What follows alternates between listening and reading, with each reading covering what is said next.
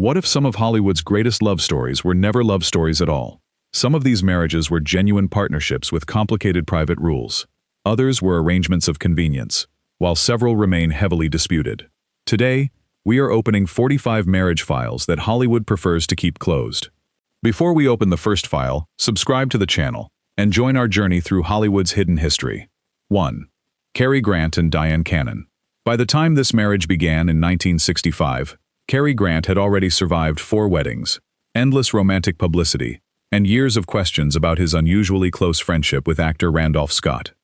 Diane Cannon was 33 years younger, beautiful, ambitious, and exactly the kind of wife the public expected, beside Hollywood's smoothest leading man.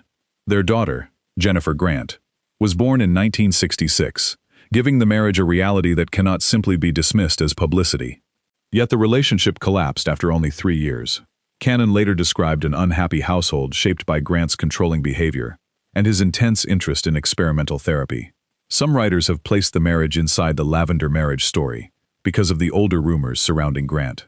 However, neither Cannon nor their daughter described it as a calculated cover. Jennifer has repeatedly rejected claims that her father secretly lived as a gay man. The fairest conclusion is not that the marriage was fake, but that Hollywood later turned every troubled Grant marriage into evidence for a mystery that remains unproven. 2. Marlene Dietrich and Rudolph Sieber. Long before modern celebrity couples spoke openly about unconventional relationships, Marlene Dietrich and Rudolph Sieber quietly created one of their own. They married in 1923, had a daughter, and remained legally connected until Sieber's death more than 50 years later. The marriage, however, stopped looking traditional very quickly. Dietrich built a life filled with intense relationships, involving both men and women, while Sieber maintained a separate long-term partnership of his own. They rarely pretended to be an ordinary domestic couple, yet neither demanded a divorce. For Dietrich, remaining married offered stability, family connection, and protection in an industry that sold her as an irresistible mystery. For Sieber, the arrangement preserved loyalty without requiring either partner to live dishonestly behind closed doors. Calling it completely fake would ignore the affection and trust between them. Calling it conventional would be equally misleading. Their union worked more like a permanent alliance, 2 people protecting one another while accepting private freedoms that Hollywood publicity could never have explained to ordinary moviegoers. Enjoying these forgotten Hollywood files? Subscribe now and help us keep the history alive. Stay with us, because the next marriages become even stranger, riskier, and harder to explain. 3. Charles Laughton and Elsa Lanchester. Behind the eccentric humor and public affection, this marriage carried a truth Elsa Lanchester said she learned only after the wedding. She and Charles Laughton married in 1929, years before he became internationally famous, through films such as The Private Life of Henry V and The Hunchback of Notre Dame. Lanchester later wrote that Laughton told her he was homosexual. According to her account, this explained why the couple never had children and why their private life developed differently from the image audiences imagined. Nevertheless, she stayed with him until his death in 1962. This was not a quick studio ceremony, arranged for a newspaper photograph. Their partnership lasted more than 3 decades, and included artistic collaboration, emotional loyalty, arguments, forgiveness, and mutual dependence. Lanchester protected him, but she was also far more than a convenient shield. The marriage is frequently called Lavender, because it allowed Laughton to maintain a respectable public identity. Yet its endurance suggests something deeper, a complicated union in which secrecy and genuine companionship existed at the same time. 4. Cole Porter and Linda Lee Thomas. At first glance, they appeared to be a perfect society couple. Cole Porter was a brilliant composer, with charm, money, and growing fame. Linda Lee Thomas was elegant, wealthy, experienced, and socially connected. They married in 1919 and remained together until her death in 1954. Porter's relationships with men were not merely invented by later gossip. Biographical accounts widely describe him as gay, while Linda reportedly understood his private life. Their marriage provided Porter with social acceptance during an era when exposure could have destroyed his career and reputation. What made the arrangement unusual was the affection beneath it. Linda encouraged his work, improved his social position, and cared for him after the terrible horse-riding accident that left him in lasting pain. Porter, in return, remained deeply attached to her. Many historians describe the relationship as a marriage of convenience, but loveless would be inaccurate. It was a devoted partnership that simply did not follow the romantic script Hollywood and high society presented to the world. 5. Liza Minnelli and Peter Allen Few. Weddings connected more show business royalty than this one. Liza Minnelli, daughter of Judy Garland and Vincente Minnelli, married Australian entertainer Peter Allen in 1967. Garland herself had helped Allen's musical career after seeing him perform, bringing him into the family's dazzling but complicated world. The marriage lasted until 1974, but Minnelli later described discovering Allen with another man. Allen eventually lived publicly as a gay man and built a celebrated stage career before his death in 1992. It is tempting to describe the entire marriage as a planned cover. Yet Minnelli's later account suggests that she entered it believing the relationship was real. The concealment may have protected Allen professionally, but that does not mean both partners understood the arrangement from the beginning. Their story reveals the painful side of these marriages. A public wedding could calm rumors and satisfy managers, but the person standing beside the closeted star was not always an informed participant. Sometimes the so-called cover was also a spouse's private heartbreak. Their stakes. Judy Garland and Mark Herron. Even before the ceremony, this relationship was surrounded by instability. Judy Garland met actor Mark Herron during a difficult period in her career and personal life. They married in 1965, but separated after only a few months, with the legal divorce completed in 1967. Herron later had a lengthy relationship with actor Henry Brandon, and numerous accounts have described him as gay or bisexual. That history encouraged writers to classify his marriage to Garland as a lavender arrangement. The evidence, however, points towards something more chaotic than a carefully organized studio cover.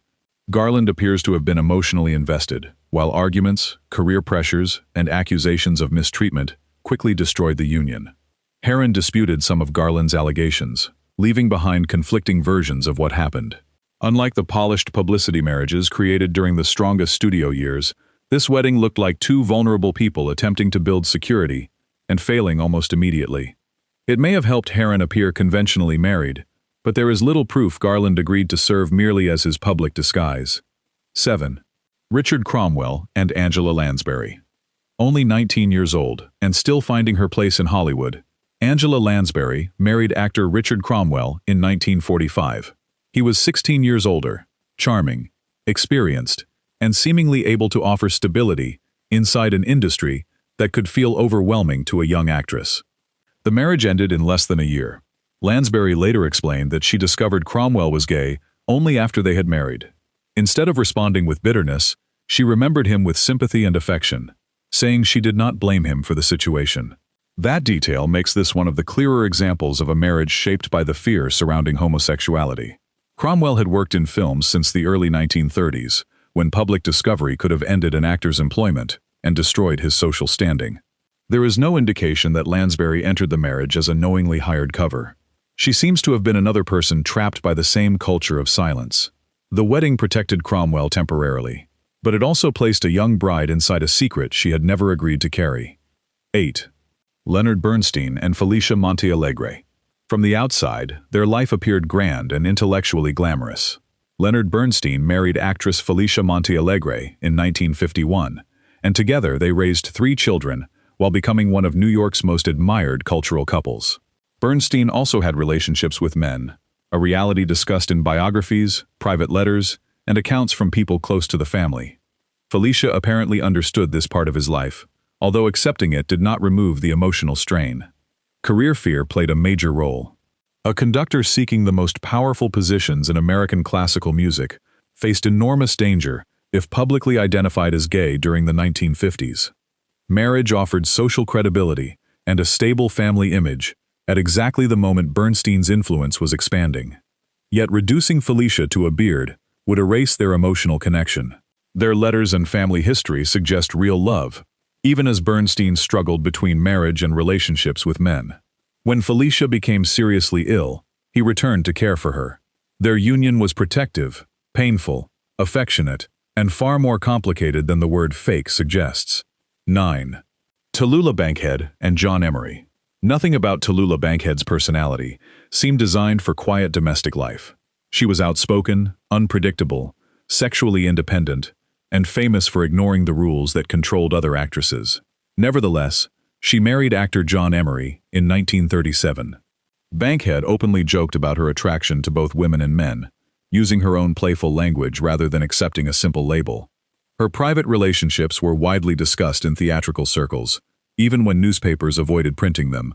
The marriage to Emery gave her a temporary appearance of conventional respectability. It also pleased family members who worried about her public image. Yet there is no firm evidence that Emery was officially recruited by a studio or paid to hide anything. Their personalities initially created excitement, but the relationship became stormy and ended in divorce in 1941. Bankhead later continued living with the freedom that had always defined her. This union may have softened public suspicion, but it was probably not a cold business contract. It looked more like an impulsive attempt by two theatrical personalities to create a marriage neither was prepared to maintain. 10. Katharine Hepburn and Ludlow Ogden Smith. Years before Trousers, movie stardom, and decades of speculation about her private life, Katharine Hepburn married Philadelphia socialite Ludlow Ogden Smith. The wedding took place in 1928, when she was a young actress fighting to establish an independent identity. Hepburn even persuaded Smith to change his name temporarily because she disliked the idea of being known publicly as Katharine Smith. That small decision revealed who controlled the direction of the relationship. They divorced in 1934, but remained on friendly terms. Smith supported her early career and reportedly helped her financially, suggesting that their bond was not an empty publicity performance. Later writers examined Hepburn's intense friendships with women and her long relationship with Spencer Tracy, producing competing theories about her sexuality. Those theories caused her early marriage to be reinterpreted as possible camouflage. No solid evidence proves that Smith entered a planned Lavender arrangement. The marriage is better understood as an early, unsuccessful partnership involving a woman who valued independence more than the traditional role expected of a wife. 11. Cary Grant and Betsy Drake. After 3 failed marriages and years of carefully controlled publicity, Cary Grant met actress Betsy Drake aboard a ship returning from England. Their quick connection led to marriage in 1949, beginning what would become Grant's longest legal union. For the public, Drake appeared to have finally domesticated Hollywood's most polished bachelor. Behind closed doors, the relationship was far less ordinary. Both became interested in psychotherapy, hypnosis, and eventually psychedelic-assisted treatment. Drake also stepped away from the standard movie star path, preferring writing, study, and personal exploration. Because rumors about Grant and Randolph Scott had followed him for years, later commentators frequently classified every Grant wedding as camouflage. Yet Drake never publicly described herself as a knowingly selected beard. She spoke instead about a complex husband, emotional distance, and a marriage that gradually stopped working. The couple separated in the late 1950s and divorced in 1962. Their relationship may have strengthened Grant's heterosexual public image, but that does not prove it was created solely for that purpose. What Hollywood sold was a simple rescue story. The right woman had finally settled the famous bachelor. The reality was a long, psychologically complicated partnership between two people who kept changing. Grant's disputed sexuality remains part of the discussion, but the evidence does not justify declaring Drake's entire marriage fraudulent. 12. Cary Grant and Barbara Hutton. At the height of wartime glamour, this pairing looked almost too perfect to be accidental. Cary Grant was one of cinema's most elegant leading men, while Barbara Hutton was among the richest women in the world. When they married in 1942, newspapers treated the ceremony like a royal event. Grant reportedly refused a financial settlement when they divorced 3 years later, leading the press to nickname him Cash and Cary in admiration rather than suspicion. The absence of a financial demand supports the idea that the marriage involved genuine affection. Still, the union provided valuable protection for both partners. Grant's private life was already attracting whispers, while Hutton's divorces and emotional struggles had made her a constant target. Together, they created an image of sophistication, romance, and social power. Later Lavender Marriage lists often present the wedding as if studio executives had designed it to quiet rumors about Grant. No surviving contract or direct testimony proves that claim. Hutton herself continued speaking warmly about him after the separation. Their marriage may have been useful to their reputations, but usefulness does not automatically equal deception. It was likely a genuine relationship intensified by loneliness, fame, and the pressure placed on two people whose public images were more valuable than their private comfort. 13. Cary Grant and Virginia Cherrill. Before he became the untouchable symbol of sophisticated Hollywood, Cary Grant married actress Virginia Cherrill in 1934. She was already famous for playing the blind flower seller opposite Charlie Chaplin in City Lights, making them one of the era's most photogenic young couples. Their marriage lasted only around 13 months. The divorce became unpleasant, with Cherrill accusing Grant of controlling behavior and emotional cruelty. Grant denied the darkest interpretations, but the public conflict destroyed any illusion of a perfect romance. Because this was his first marriage and because later rumors surrounded his friendship with Randolph Scott, some writers have looked backward and called Cherrill an early beard. The timeline makes the theory tempting. Grant and Scott had shared homes, posed for unusually intimate publicity photographs, and developed a domestic friendship that newspapers treated playfully. Yet playful photographs are not proof, and Cherrill never confirmed that she knowingly joined a Lavender arrangement. Her divorce claims described an unhappy husband, not a secret contract. The marriage served Hollywood's preferred image of Grant as a desirable heterosexual leading man. That benefit was real. The idea that the studio manufactured the entire relationship remains speculation, however. It is another example of how later rumors can transform an ordinary failed marriage into evidence for a story that cannot be conclusively solved. 14. Tyrone Power and Annabella. Rather than arranging this wedding, 20th Century Fox reportedly fought against it. Tyrone Power met French actress Annabella while they were working at the same studio, and the two married in 1939, despite opposition from powerful production chief Darryl F. Zanuck. That fact immediately complicates the Lavender Marriage label. If the studio wanted Power protected by a conventional wife, why attempt to separate them? According to accounts repeated in Power biographies, Zanuck offered Annabella work in Europe and later damaged her career when she refused to leave Power. Decades after his death, books and memoirs presented claims that Power had relationships with men. Other sources argue that these stories remain unproven or exaggerated. His marriages have consequently been recast as covers, even though contemporary evidence shows a genuine emotional struggle between Power, Annabella, and the studio. Their union survived wartime separation, but eventually deteriorated. They divorced in 1948. Annabella may have helped preserve Power's romantic hero image, but the available history suggests she was not selected as studio camouflage. She was the woman the studio did not want him to marry. That makes this less a story of an arranged cover and more a warning about rewriting every marriage once rumors appear after a star's death. 15. Tyrone Power and Linda Christian. Thousands of spectators crowded around a church in Rome when Tyrone Power married Linda Christian in 1949. Photographs of the ceremony traveled around the world, giving Hollywood exactly the romantic event it needed from one of its most valuable leading men. Christian was glamorous, ambitious, and comfortable with publicity. Power was the screen hero audiences wanted to imagine as passionately heterosexual. Their marriage produced two daughters, Romina and Taryn, and lasted through several years of international celebrity.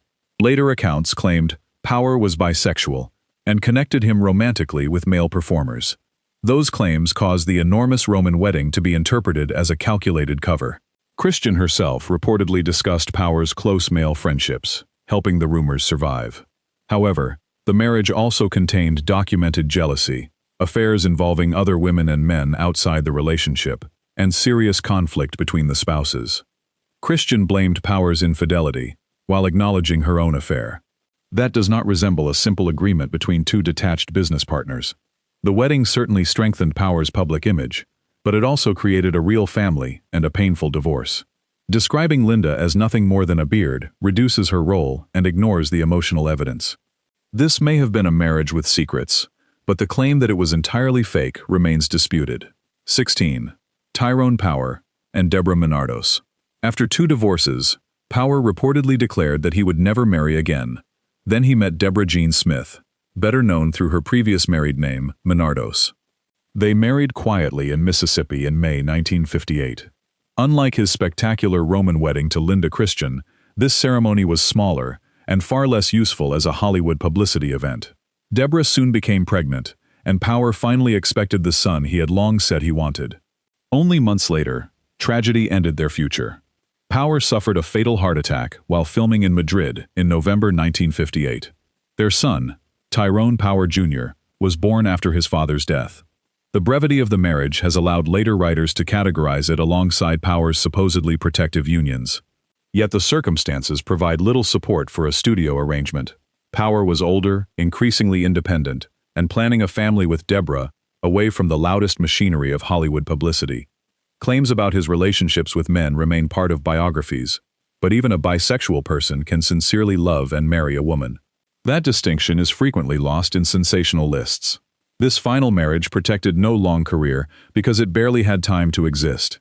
It appears to have been a genuine attempt at domestic stability, tragically interrupted before either partner could discover whether it would succeed. 17. Danny Kaye and Sylvia Fine's success tied them together professionally before fame tested them privately. Sylvia Fine wrote clever material that helped transform Danny Kaye into an international comedy star. They married in 1940 and remained legally married until Kaye's death in 1987. Their partnership was creative, financial, and personal. Fine shaped routines, songs, and performances, making her central to the Danny Kaye image rather than a silent wife placed beside him by a studio. Nevertheless, stories about Kaye's sexuality followed the marriage. The most famous involved a supposed relationship with British actor Laurence Olivier.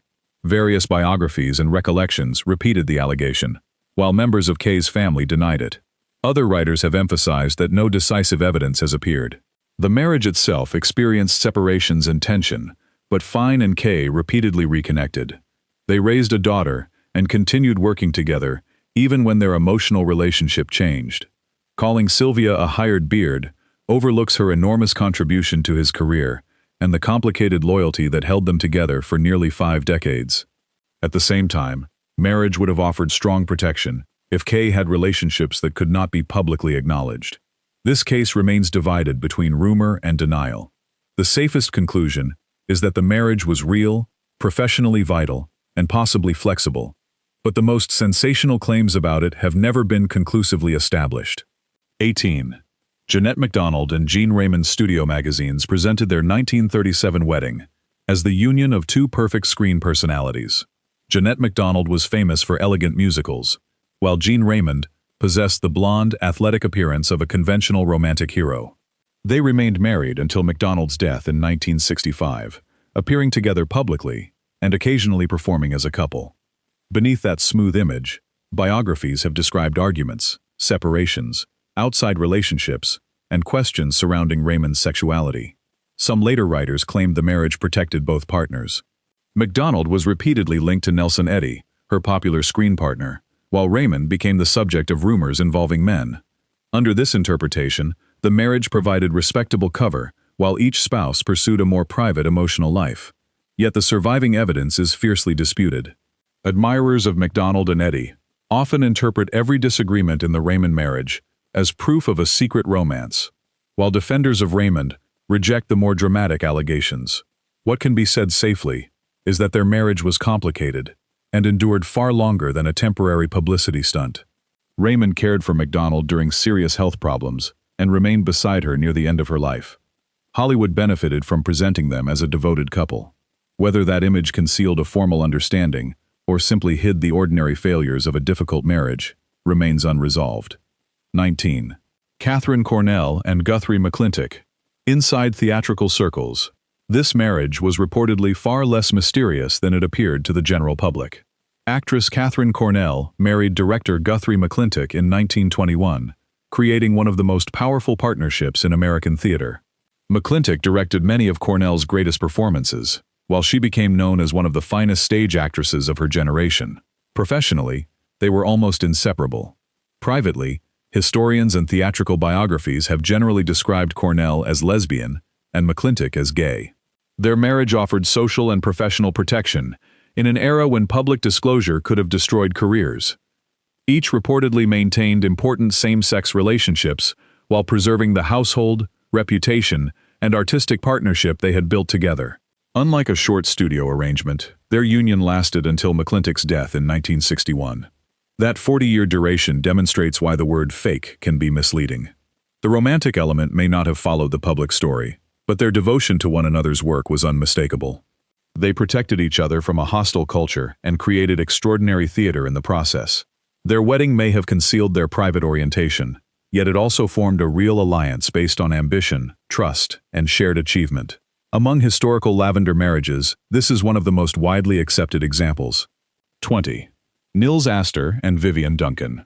When Swedish actor Nils Astor arrived in Hollywood, his appearance made him an ideal silent screen romantic figure. He worked opposite stars including Greta Garbo and Joan Crawford, building an image based on exotic beauty and intense screen passion. In 1930, Astor married Vivian Duncan, one half of the famous vaudeville team, the Duncan sisters. They had a daughter, but the marriage ended in 1932. Biographical sources have described Astor as homosexual and identified the union as a lavender marriage. In that interpretation, the wedding protected an imported leading man at a moment when studios expected male stars to project unquestionable heterosexual appeal. The existence of a child does not disprove such an arrangement. Mixed-orientation marriages could include affection, intimacy, and parenthood, while still serving a protective public purpose. Nor does the label mean Vivian was necessarily deceived. Theatrical communities often understood private realities that newspapers could not publish. After the divorce, Astor's Hollywood career continued, but gradually weakened. He later returned to Europe and spoke more openly about parts of his life. Compared with cases supported only by gossip, this marriage is frequently presented more confidently by queer history sources. Still, the private agreement between Astor and Duncan cannot be reconstructed completely. What survives is a brief marriage that aligned perfectly with the public demands placed on a foreign screen idol. 21. Sondra Locke and Gordon Lee Anderson. Long before Sondra Locke's relationship with Clint Eastwood became one of Hollywood's most bitter legal stories, she married sculptor Gordon Lee Anderson in 1967. The marriage remained legally intact for the rest of Locke's life. Unlike many cases built from rumors, this relationship was openly described as platonic. Anderson was gay, and Locke reportedly regarded him as her closest friend. Legal filings later stated that they had not lived together as a conventional couple for many years, and that the marriage had not been consummated. The arrangement offered companionship and a lasting family connection. It may also have provided social protection during the period when both were young Southerners entering creative professions. Locke did not treat Anderson as an embarrassing secret. Even while living for years with Eastwood, she maintained the legal marriage and continued viewing Anderson as an essential person in her life. That decision later became relevant during disputes over property and finances. This was not a studio chief ordering two contracted performers to marry. Instead, it was a private alliance formed by friends who understood exactly what they were doing. The relationship fits the broad definition of a lavender marriage because it joined a woman and a gay man without a conventional romantic bond. Yet it also demonstrates that such marriages could be chosen freely and maintained out of genuine loyalty rather than fear alone. 22. Alfred Lunt and Lynn Fontanne. On stage, no married acting team appeared more perfectly connected. Alfred Lunt and Lynn Fontanne became legends of 20th century theater, celebrated for performances so natural that audiences felt they were watching private conversation rather than acting. They married in 1922 and stayed together until Lunt's death in 1977. Their home, 10 Chimneys, became a gathering place for major theatrical figures, strengthening their reputation as the royal couple of Broadway. Rumors about both partners circulated for decades. Some biographies suggested their marriage may have been unconsummated or that each maintained same-sex relationships. Other historians warn that the evidence is incomplete and that later writers may have turned artistic intimacy and theatrical gossip into certainty. No surviving statement from either Lunt or Fontanne confirms a formal lavender arrangement. Their obvious professional devotion and long companionship also resist the idea of a purely false marriage. Still, the union gave both actors exceptional public security. A married theatrical couple could travel, work, socialize, and share a household without attracting the same suspicion faced by unmarried performers. Their marriage may have hidden private relationships, or it may simply have been unconventional. The honest answer is that historians do not know. What Hollywood and Broadway received, however, was an image of flawless marital unity that became almost as famous as their performances. 23. Fania Marinoff and Carl Van Vechten. Their New York apartment welcomed writers, artists, musicians, and many of the brightest figures of the Harlem Renaissance. Actress Fania Marinoff married photographer and novelist Carl Van Vechten in 1914, remaining with him until his death more than 50 years later. Van Vechten's relationships with men were known within his social world and are documented in biographical research. Marinoff was not simply an innocent wife waiting at home. She participated in the sophisticated artistic community surrounding him and appears to have understood the unconventional nature of their marriage. The partnership survived affairs, jealousy, and periods of emotional strain. Van Vechten continued photographing and supporting black artists, while Marinoff maintained her own theatrical identity before gradually stepping away from the stage. Marriage gave Van Vechten social respectability, but it also gave both partners a permanent emotional center. Their letters reveal attachment that cannot be reduced to public camouflage. This is why many historical lavender marriages resist easy judgment. A spouse might function as protection while also being a beloved companion, intellectual partner, and family member. The romantic rules were different, but the loyalty could be genuine. Rather than a studio fabrication, theirs was a private understanding formed inside a bohemian world. It concealed enough to protect them publicly, while allowing Van Vechten's other relationships to exist within boundaries the couple apparently negotiated themselves. 24. Mercedes de Acosta and Abram Poole. Before becoming linked to some of the most celebrated women of stage and screen, writer Mercedes de Acosta married painter Abram Poole in 1920. Both moved through artistic circles where private behavior could be freer than public reputation allowed. De Acosta later became famous for her relationships with women, including connections attributed to Greta Garbo, Alla Nazimova, Eva Le Gallienne, and other prominent performers. Her memoir discussed several friendships, but remained careful around details that could embarrass living people. The marriage to Poole lasted until their divorce in 1935. Historical accounts frequently describe it as a union of convenience, especially because Poole also moved within queer artistic communities. Still, the exact agreement between them remains private. It is possible they shared affection, artistic interests, and social ambition, even if the relationship did not operate like a conventional marriage. For de Acosta, a husband offered protection at a time when an unmarried woman's intense relationships with actresses could attract damaging attention. For Poole, the marriage may have provided similar cover and social stability. Their union belongs less to the machinery of Hollywood studios than to the wider cultural system that demanded respectable appearances. It allowed two unconventional artists to move through elite society while keeping the most sensitive parts of their lives away from newspapers and moral watchdogs. 25. Elsie de Wolfe and Charles Mendel. By the time she married diplomat Sir Charles Mendel in 1926, Elsie de Wolfe had already transformed herself from actress into America's most influential interior decorator. She was also deeply connected to theatrical agent Elizabeth Marbury, her longtime companion. The marriage surprised people who understood de Wolfe's private life. Mendel offered a title, diplomatic prestige, and access to European society. De Wolfe brought wealth, style, and an extraordinary network of powerful friends. They reportedly maintained separate spaces and approached marriage as a social partnership rather than a conventional romance. Contemporary observers often treated the arrangement with amused understanding. Both partners gained status, freedom, and companionship without demanding the appearance of passionate domesticity behind closed doors. For de Wolfe, becoming Lady Mendel enhanced a public identity already built around elegance. It also provided protection for her enduring bond with Marbury, which had begun years before the wedding. No Hollywood studio ordered this marriage, yet it followed the same logic. Society rewarded people who placed a respectable man and woman at the center of the photograph, regardless of what happened outside the frame. The union lasted until Mendel's death in 1949. It was useful, friendly, and apparently transparent to those closest to them, making it one of the clearest examples of a marriage designed around social convenience rather than romantic expectation. 26. Greta Keller and David Bacon.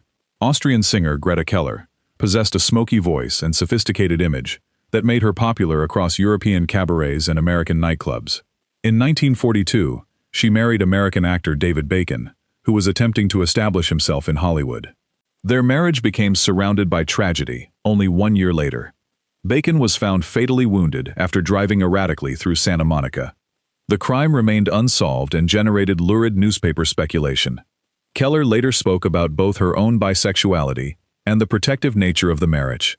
Historical accounts describe Bacon as gay and Keller as his beard, making this case stronger than unions labeled lavender only by later internet gossip.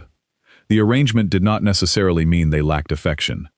Keller reportedly cared for Bacon and was devastated by his death.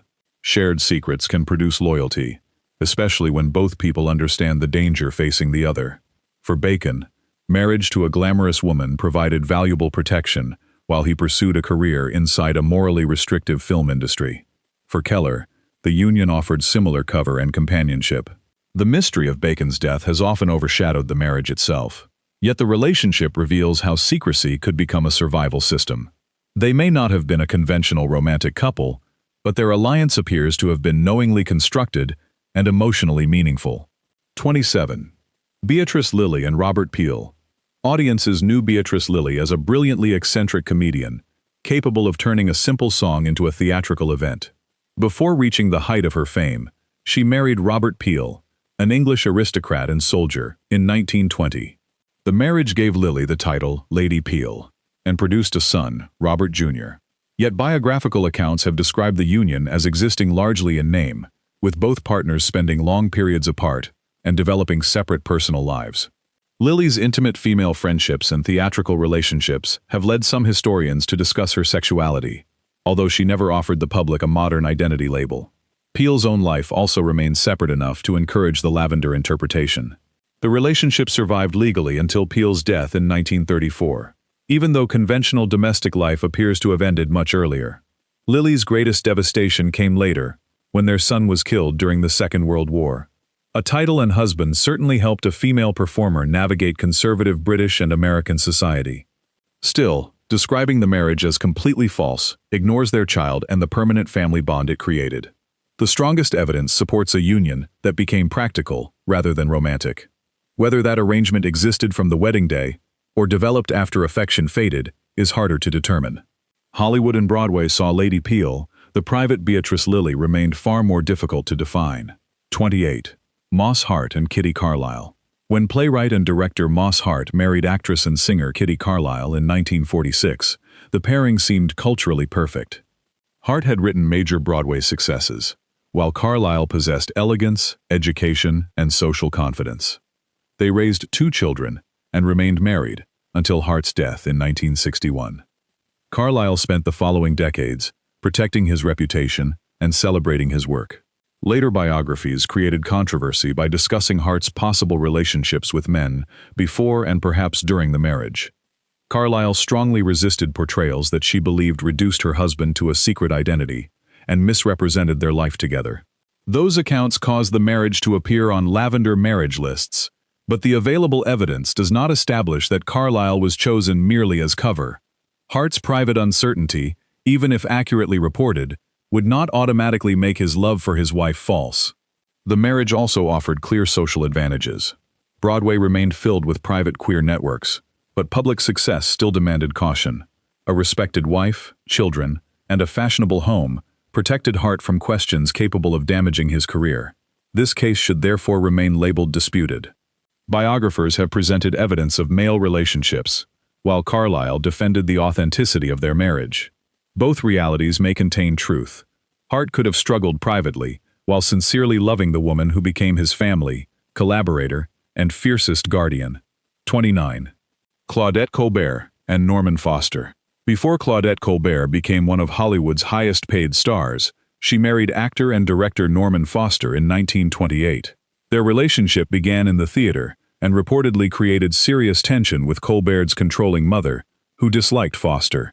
The couple often lived separately, a fact later used to argue that the marriage was merely protective.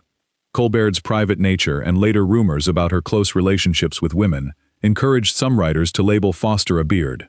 More detailed accounts, however, describe the relationship as passionate, secretive, and emotionally difficult rather than fake. Colbert reportedly concealed parts of the marriage from her mother, while Foster grew frustrated by the family interference. They divorced in 1935. Foster later married actress Sally Blaine and built a long career as a director. The separate residences, therefore, had an obvious explanation that did not require a studio conspiracy. Colbert was caught between a husband and a mother who dominated her household, creating an arrangement that looked suspicious when viewed without context. This entry matters because Lavender Marriage mythology often begins with one unusual detail. Separate bedrooms become proof. A private actress becomes secretly gay. An unhappy marriage becomes a contract. In Colbert's case, surviving accounts suggest a genuine romance weakened by family pressure, not a carefully manufactured wedding designed by Hollywood executives. 30. Claudette Colbert and Joel Pressman.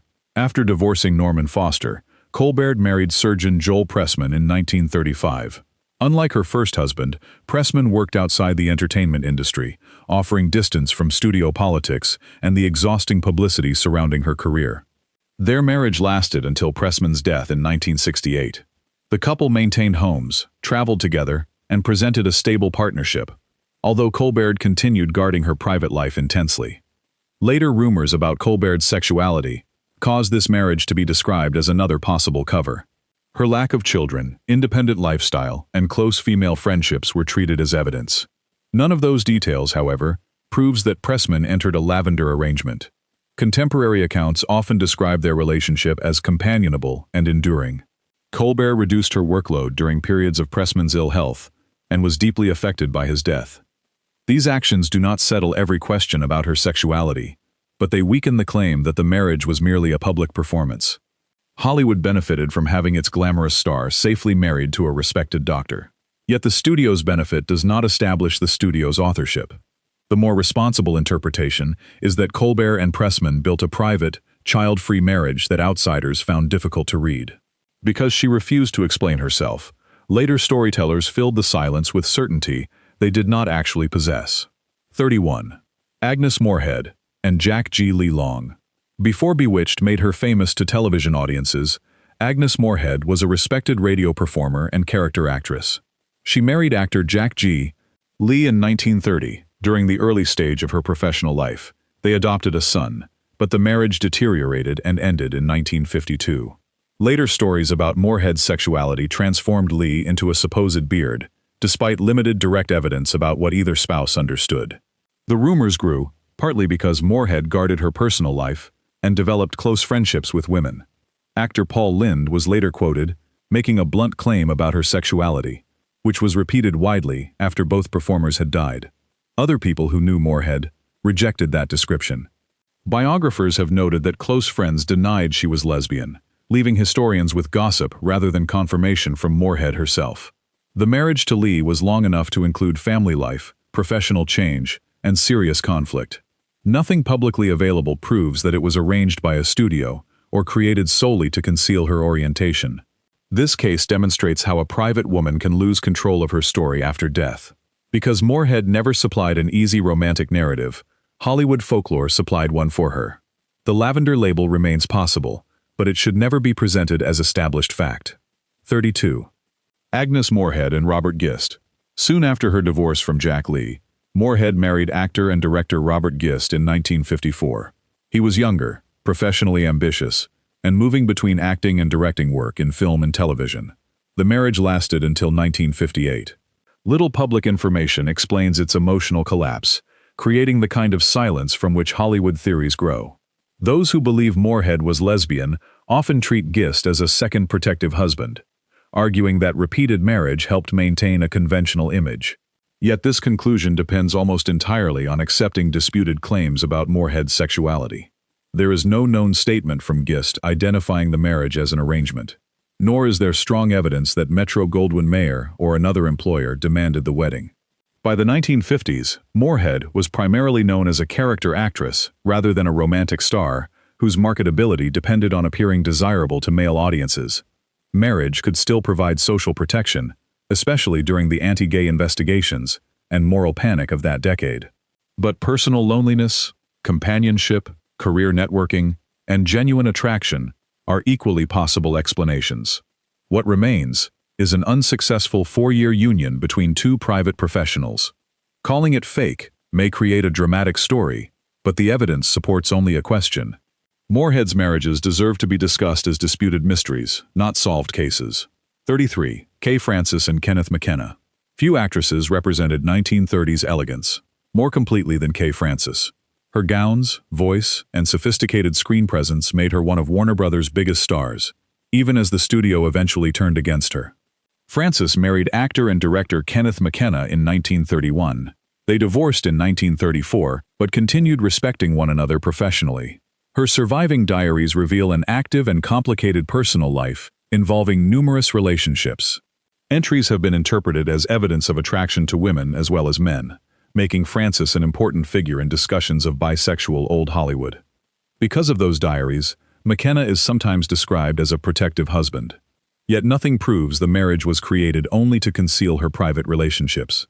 Francis had multiple romances with men, and bisexuality does not make a different-sex marriage automatically fraudulent.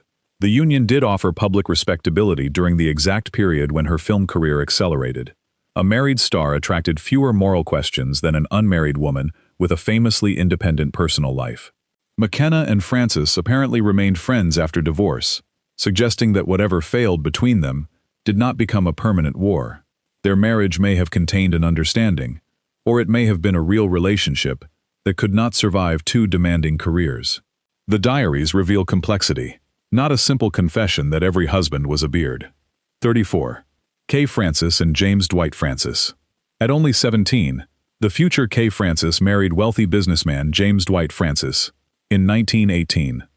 She had not yet entered Hollywood, and was still years away from developing the glamorous identity audiences would later recognize. This timeline makes a studio-arranged Lavender Marriage impossible. No film executive needed to protect her because she was not yet a movie star. The marriage lasted several years before ending in divorce. Kay kept the surname Francis professionally, turning a failed youthful union into part of the sophisticated persona that later appeared on theater marquees. Once her diaries and possible relationships with women became public knowledge, some online lists began labeling all her marriages as covers. Her first marriage shows why that approach is unreliable. A person's later sexuality does not explain every decision made during adolescence. The union may have offered escape from an unstable family life, financial security, or the respectable adulthood expected of young women in that era. It may also have begun with genuine attraction that simply did not last. Hollywood eventually benefited from the name and the mature identity Kay created. But Hollywood did not create this wedding. Its inclusion in Lavender Marriage folklore is a retrospective theory, rather than a documented arrangement. The more interesting story is how Francis transformed an ordinary early mistake into the name of an unforgettable screen legend. 35. Kay Francis and William Gaston. Between her marriages to James Dwight Francis and Kenneth McKenna, Kay Francis briefly married athlete William Gaston. The union began in 1925 and ended in 1927, while she was developing her acting career on the New York stage. Gaston is often forgotten because Francis rarely discussed the marriage and because later biographies focused more heavily on her Hollywood fame. That silence allowed the relationship to be folded into theories about her sexuality.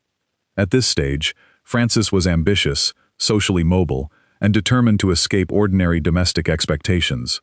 A marriage could provide stability and social acceptance while she pursued theatrical work, but it could also become an obstacle when the husband and wife wanted different lives. No reliable evidence identifies Gaston as gay or describes a mutual cover agreement. Nor was Francis yet controlled by a Hollywood studio. The marriage may have been convenient in some personal sense, but convenience is not the same as a lavender contract. Her later diaries document a woman comfortable pursuing desire without obeying simple categories. Such freedom helps explain why conventional marriage repeatedly failed her. It does not prove those marriages began as lies. The Gaston union is therefore best understood as another short chapter in Francis's pre-Hollywood search for independence. Its absence from popular biographies makes it mysterious, but missing information should not be mistaken for evidence of a secret arrangement. 36. Kay Francis and John Meehan. Here the phrase fake marriage becomes completely literal. For years, reference books and celebrity websites listed screenwriter John Meehan as one of Kay Francis's husbands. The supposed marriage was repeated so often that it became accepted as biography. Later research into Francis's records and diaries showed that the wedding never happened. She and Meehan were linked romantically, but they were not legally married. Her confirmed husbands were James Dwight Francis, William Gaston, and Kenneth McKenna. The error probably survived because Francis protected her privacy, and because early Hollywood reporting often mixed publicity, rumor, and fact. Once a claim entered a reference book, later writers copied it without returning to original records. Some lists then transformed this non-existent marriage into additional evidence that Francis used husbands to hide relationships with women. The argument was built on an event that had never occurred. This is a perfect warning for every entry in this countdown. Hollywood history is filled with genuine secrecy, but it is also filled with mistakes that become facts through repetition. Meehan may have been important in Frances's personal life, yet calling him her beard or husband is inaccurate. The imaginary marriage proves that sensational stories can hide the truth just as effectively as studio publicity once did. Sometimes the cover-up is not created by Hollywood executives. It is created decades later by careless historians. 37. Louise Brooks and Eddie Sutherland. With her black bob, fearless gaze, and refusal to behave obediently, Louise Brooks became one of silent cinema's most modern figures. In 1926, she married director Eddie Sutherland, who had worked with her on the comedy It's the Old Army Game. The marriage lasted only until 1928. Brooks later described Sutherland unflatteringly and showed little nostalgia for their domestic life. Her relationships and writings revealed an independent woman who rejected easy labels. Brooks discussed attractions, experiences, and friendships involving both women and men, which led later writers to reinterpret her marriages as possible camouflage. The Sutherland wedding certainly helped stabilize her image during a period when studios demanded moral respectability. A young actress known for nightlife and rebellion became safer when photographed beside a husband who was also a filmmaker. Yet there is no firm evidence that Paramount ordered the union or that Sutherland knowingly served as a beard. They had worked together, became involved, and married quickly, behavior common among impulsive young Hollywood professionals. Brooks's resistance to domestic life may explain the divorce more clearly than a hidden agreement. She disliked being controlled, disliked studio discipline, and eventually abandoned Hollywood rather than surrender her independence. This marriage may have polished her public image, but it likely began as a genuine attraction that could not survive Brooks's determination to remain emotionally and professionally free. 38. Louise Brooks and Deering Davis. Years after her silent film career had collapsed, Louise Brooks married wealthy Chicago businessman and polo player Deering Davis in 1933. The union lasted approximately 5 months. This wedding occurred after Brooks had lost much of her Hollywood power, making a studio-arranged cover unlikely.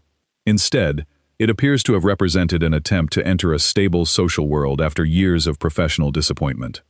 Davis offered money, position, and distance from the film industry. Brooks, however, had little patience for the role expected of a wealthy man's wife. She left the marriage quickly, and later admitted that she had never adapted to conventional domestic expectations. Because historians have discussed her relationships with women, Davis is sometimes labeled a beard. That description ignores the broader pattern of Brooks's life. She resisted almost every institution that attempted to control her, including studios, husbands, and respectable society. A marriage can fail because one partner is queer, but it can also fail because one partner values freedom above security. Brooks's attraction to more than one gender does not turn Davis into a fictional husband. The 5-month union was certainly convenient while it lasted, offering her a potential escape from career uncertainty. Yet there is no strong evidence of a formal agreement. It seems more like a desperate experiment in respectability that Brooks abandoned as soon as she recognized the personal price. 39.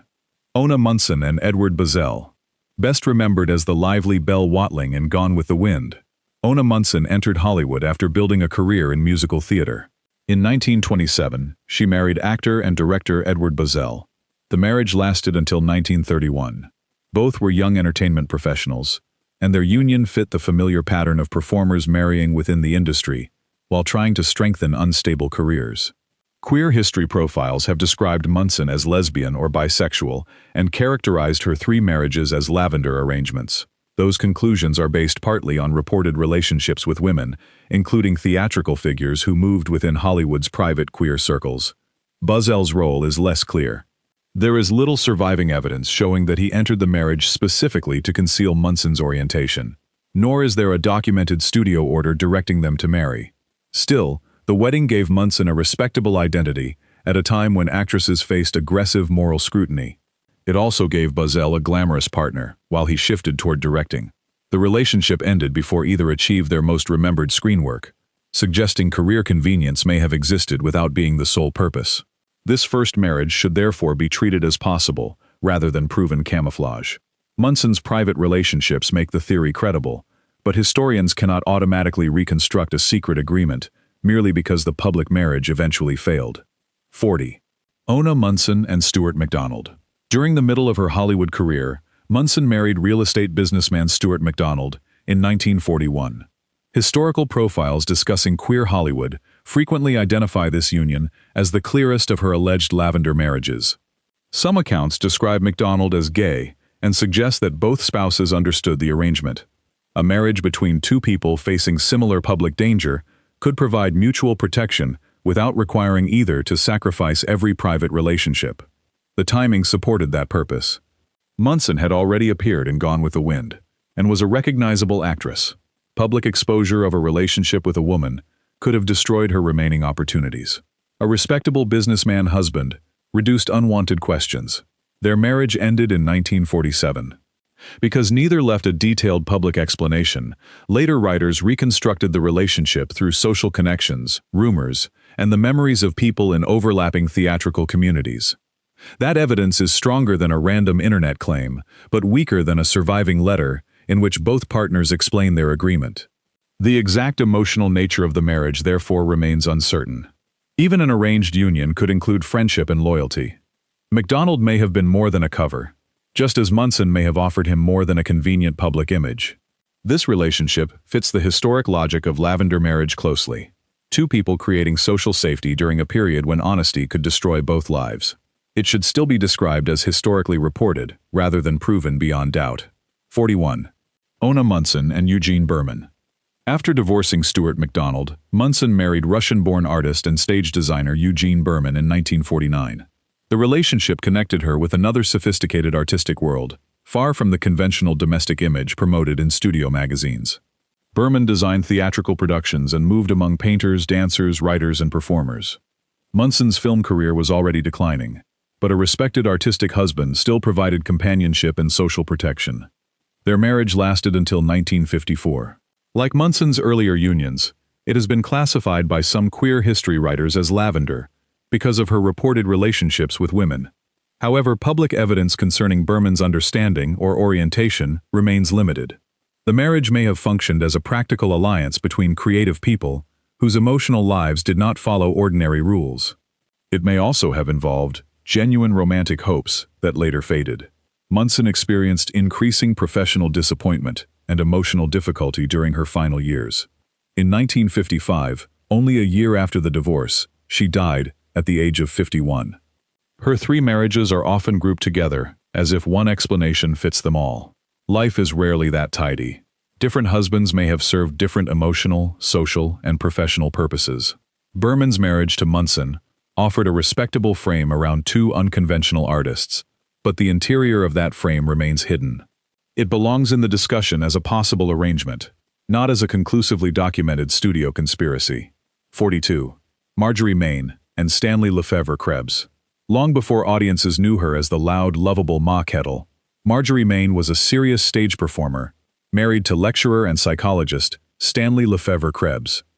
They married in 1921 and remained together until his death in 1935. Main later spoke of Krebs with affection and described his death as a devastating loss. That emotional evidence challenges claims that he was merely a public cover. The lavender theory developed because of Main's close friendship with actress Spring Byington. Some writers have described the women as longtime romantic partners, while others emphasize that the evidence is based on Hollywood recollection rather than direct confirmation. Krebs was considerably older than Main and often traveled for work. Their unconventional schedules may have allowed both partners independence, but nothing publicly proves they negotiated a protective marriage. After his death, Main never remarried. She built a successful character acting career and guarded her personal life. Her masculine screen manner and lack of another husband later encouraged viewers to apply labels she never used herself. A woman's appearance and independence are not proof of sexuality, just as a close friendship is not automatically a hidden romance. Main and Krebs may have had an unusual relationship, but the surviving record presents genuine attachment. This marriage should remain in the disputed category. It demonstrates how easily Hollywood's gender expectations can turn a private actress into the subject of a confident story built from incomplete evidence. 43. Vincente Minnelli and Georgette Magnani. After his famous marriage to Judy Garland ended, director Vincente Minnelli married Georgette Magnani in 1954. By then, Minnelli had created visually spectacular films, including Meet Me in St. Louis, An American in Paris, and The Bad and the Beautiful. Biographers have written that before entering Hollywood, Minnelli lived more openly within New York's gay theatrical world. Once he became a major studio director, public expectations changed. Marriage, elegant clothing, and family life helped him fit the respectable image demanded by Metro-Goldwyn-Mayer. Georgette and Minnelli had a daughter, Christiane, but divorced in 1958. The existence of a child again demonstrates why fake is too simple. A marriage could protect a public identity while also including affection and genuine family bonds. No surviving evidence shows that MGM selected Georgette or ordered the ceremony. However, Minnelli's career remained closely tied to an industry where disclosure could have damaged his authority, especially as a director already associated with highly stylized musicals. The marriage, therefore, had protective value even if it began sincerely. Georgette provided the appearance of a conventional home after the intensely public collapse of Minnelli's relationship with Garland. Their union is best understood as a possible mixed-orientation marriage shaped by studio pressure, not a proven business contract. Hollywood's rules may have influenced Minnelli's choices, but they do not tell us everything he felt for the woman he married. 44. Vincente Minnelli and Danica Denise Radosavljevic. 4 years after divorcing Georgette Magnani, Minnelli married Danica Radosavljevic, usually known as Denise, in 1962. Hollywood was beginning to change, but powerful directors still depended on conservative studios, investors, and publicity networks. Minnelli's artistic reputation was secure, yet the coded discussion surrounding his sexuality never disappeared. Biographers later described his earlier life in New York as more openly gay, while Hollywood required a controlled and conventionally masculine public presentation. The marriage to Denise lasted nearly a decade, ending in 1971. That duration suggests a substantial relationship rather than a temporary photograph arranged for one film release. Little reliable information survives about their private agreement. Denise did not publicly present herself as a beard, and no documented studio instruction has emerged. Nevertheless, being married allowed Minnelli to maintain a familiar social identity while moving through an industry still capable of punishing openly gay filmmakers. The 60s produced greater cultural freedom, but that freedom arrived unevenly. Actors and directors who had built careers under the old system could not suddenly reveal everything without risking family relationships, contracts, and public reputation. This marriage may have combined companionship with concealment. It may also have been an ordinary relationship, complicated by Minnelli's private orientation. What should not be done is to erase Denise's decade beside him by reducing her automatically to a publicity device. 45. Vincente Minnelli and Margaretta Lee Anderson. Near the end of his life, Vincente Minnelli married Margaretta Lee Anderson in 1980. He was no longer the untouchable MGM director of the 1940s and 50s. His major career achievements were behind him, and Hollywood's studio system had largely disappeared. That timing makes this marriage difficult to explain as studio camouflage. There was no powerful MGM publicity department requiring a wife, and Minnelli had less professional reason to stage a romantic illusion. The couple remained married until his death in 1986. Anderson helped provide stability during years marked by age and declining health. Because biographies have discussed Minnelli's relationships with men, all 4 of his marriages are often placed under one Lavender label. This final union proves why each relationship must be examined separately. A protective purpose that may have influenced an earlier studio-era wedding does not automatically explain a marriage formed decades later. Minnelli may have been gay, bisexual, emotionally fluid, or privately unwilling to define himself in modern terms. Whatever the correct description, his capacity to form meaningful bonds with women should not be dismissed. Anderson's marriage gave him companionship during his final chapter. It also preserved the conventional public story surrounding a director whose private life had been carefully managed for decades. Yet without evidence of an agreement, calling her merely his last beard replaces history with assumption. That is the final lesson of this countdown. Hollywood hid many truths, but modern storytellers can create new falsehoods when they treat every rumor as a solved mystery. So, were these marriages calculated Hollywood covers? Or were they real relationships forced to survive under impossible rules? In several cases, the arrangement is strongly documented. In others, rumor has been repeated so often that people mistake it for proof. What remains certain is that old Hollywood rewarded appearances and punished honesty. Tell us which marriage surprised you most, and which case deserves a deeper investigation. Like the video, share it with another classic film fan, and subscribe for more stories hidden behind Hollywood's perfect photographs.